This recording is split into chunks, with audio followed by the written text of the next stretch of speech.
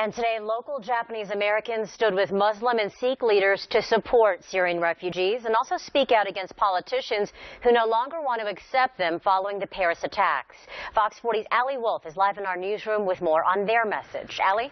Well, Stephanie, their message is simple, that American history should be a reminder that the United States should not turn refugees away.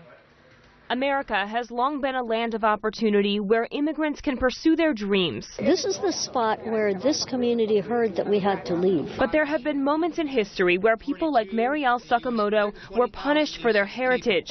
At age 5 during World War II, she remembers being detained. What I do remember is, as an adult afterwards, feeling the guilt and the shame of being in prison. 7 decades later, for some Japanese Americans, the terror attacks in France have ignited a new debate and brought up old frustrations. Our America's better than that. Japanese groups joined Muslim and Sikh leaders in front of Florin Community Hall to speak out against several politicians who announced this week they no longer want to accept Syrian refugees out of fear of terrorism. They're proposing concentration camps just like the Japanese Americans were locked up in before. Speakers referenced a letter by Roanoke, Virginia Mayor David Bowers, which compared Japanese internment during World War II to the current concerns over ISIS.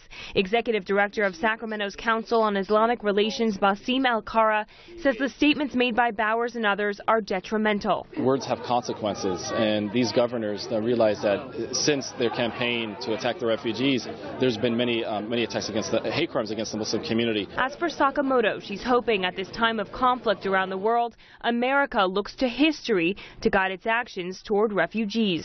Everybody's ancestors came from somewhere else. And when they came, many were not welcomed. And all refugees entering the U.S. go through a thorough screening process. Following the Paris attacks, Governor Brown said all Syrian refugees would be fully vetted. Live in the newsroom, Allie Wolf, Fox 40 News.